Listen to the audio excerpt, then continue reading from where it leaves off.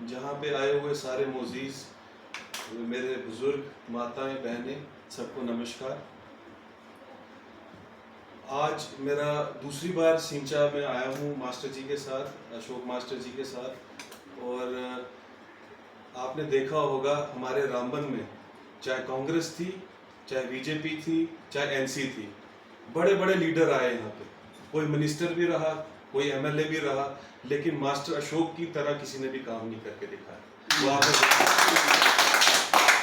जैसे आपने देखा सिंचा में जो आपने इनसे डिमांड रखी, जब वो यहाँ के एमएलए थे, आपको स्कूल, प्राइमरी स्कूल था, उसको अपग्रेड किया और उसको मिडिल स्कूल बनाया। आपको नीचे से टाउन से जो है बिजली मिली। उसके बाद PMGSY रोड जो आपका सीरी टू सिंचा जो है वो भी इन्होंने बनाया।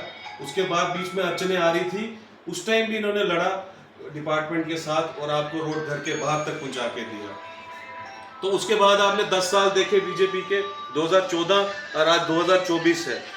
14 से 24 अगर 10 साल देखे आपने बीजेपी ने जो काम, अगर यहाँ पे स्कूल पहुंचे थे, अगर स्कूल मिडिल स्कूल बने थे, अगर स्कूल हाई स्कूल बने थे, तो उधर उन्होंने टीचर प्रोवाइड करने चाहिए थे। उन्होंने टीचर प्रोवाइड भी नहीं किए। जो हमारे टीचर थे वो भी उल्टे ले गए यहाँ से।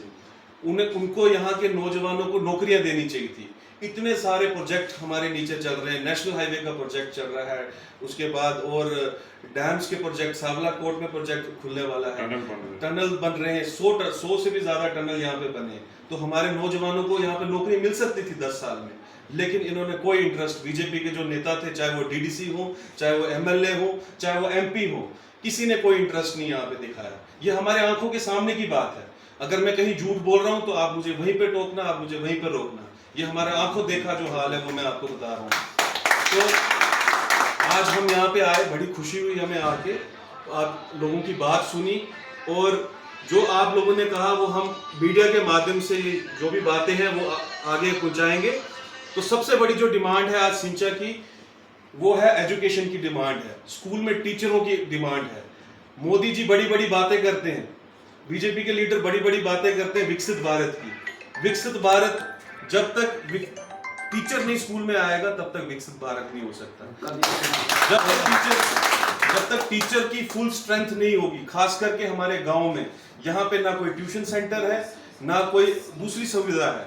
जो भी बच्चे यहाँ पे पढ़ते हैं वो स्कूलों में जाते हैं और वहाँ पे अपनी जो है शिक्षा प्राप्त करते हैं। लेकिन यहाँ पे टीचर नहीं होने की वजह से हमारे जो बच्चे हैं, पिछड़ा इलाका है और पीछे होते जा रहे हैं। और शहर के बच्चे जो हैं सारी नौकरियां लेके जा रहे हैं। पहले नौकरियां मिलती थी तो डिस्ट्रिक्ट कार्डर हुआ करते थे। जैसे रामबन का बच्चा जो होता था उसका रामबन का मेरिट बनता था, डिस्ट्रिक्ट का मेरिट बनता था, हमारे गांव के बच्चे लगते थे। बहुत सारे लगे कांग्रेस के दौर में बच्चे यहाँ पे नौकरियों में लगे, छोटी छोटी 4th क्लास नौकरियां मिला करती थी, लेकिन उन्होंने वो भी हटा दिया। आज जो भी बच्चा है उसको, अगर कोई आपके गांव का बच्चा है, नबूल का बच्चा है या सिंचा का बच्चा है, उसको फाइट करनी पड़ती है कश्मीर के बच्चे श्रीनगर के साथ, उसको फाइट करनी पड़ती है जम्मू के साथ। तो ये कहाँ का इंसाफ है, मैं पूछना चाहता हूँ सरकार से, ये कहाँ, किस तरीके का ये इंसाफ है? एक तो यहाँ पे आपने टीचर नहीं प्रोवाइड किए हुए हैं, दूसरा आप इनके साथ compete कर रहे हो। तो मैं ज्यादा लंबी बात नहीं करना चाहता, छोटी छोटी बात में ही सारा जो है अपनी स्पीच को खत्म करूंगा। और मैं DC साहब से गुजारिश करूंगा, डायरेक्टर जो स्कूल एजुकेशन है उनसे गुजारिश करूंगा कि हमारे सिंचा में जो मिडिल स्कूल है वहां पे स्ट्रेंथ 150 है, लेकिन टीचर कितने हैं? एक टीचर है, सिर्फ एक टीचर है। तो मैं जोरदार तरीके से जो है डायरेक्टर जो है हमारे एजुकेशन के, उनके आगे कहना चाहूंगा, DC साहब को कहना चाहूंगा कि 150 बच्चा है और एक टीचर है, ये कहाँ का इंसाफ है? और जो बाकी टीचर्स हैं उनको भी आपने इलेक्शन ड्यूटी में लगा दिया हुआ है। अगर आपको इलेक्शन ड्यूटी के लिए टीचर्स चाहिए, BLOs चाहिए, तो आप सिटी से उठाइए ताकि वो दोनों काम कर सके। गांव में आप टीचर ले जाओगे तो वो वापस आ भी नहीं सकता यहाँ पे, और बच्चों की जो पढ़ाई है इस पे बहुत ज्यादा असर पड़ रहा है। दूसरी बात में जो बहुत इंपॉर्टेंट है सिंचा में, वो है रोड का मसला। अभी हम आए यहाँ पे नीचे सेरी टू सिंचा, पूरा हमने रोड को पूरा देखा, रास्ते में जगह जगह बस्सी है, जहाँ मुझे लगता है हर एक मोड़ के बाद जो है वो बस्सी है। तो मैं कहना चाहूँगा ये PMGSY के जो एक्सियन है उनसे कहना चाहूँगा कि ये जितने भी पस्सी वाले जो इलाके हैं, ये पस्सी हमेशा क्लियर रहनी चाहिए और उसके साथ उसको डंगा होना चाहिए। दूसरा, हाँ, जहाँ जो PMGSY में ब्रिज सैंक्शन हुए हैं वो भी जल्द से जल्द बनाया जाए। और तीसरा, क्रैश बैरियर होने चाहिए। क्रैश बैरियर नीचे से लेके ऊपर तक जो है बड़ा तंग रोड है। हमारे जो गरीब लोग हैं यहाँ के गुर्बत में रहते हैं और इनको कोई पूछने वाला नहीं है। तो मैं कहना चाहूंगा सरकार को कि जल्द से जल्द जो है क्रैश बैरियर बनाया जाए, क्योंकि इनकी जान भी उतनी कीमती है जितनी शहर वालों की कीमती है। तो यहाँ पे क्रैश बैरियर रहेगा तो बच्चों की सेफ्टी होगी, जो भी यहाँ से कम्यूटर्स नीचे से ऊपर आते हैं उनकी भी सेफ्टी होगी। और तीसरा मैं कहना चाहूंगा, आज अगर आप देखोगे तो ये तो सिंचा को लेके नहीं, ये जनरल बात है।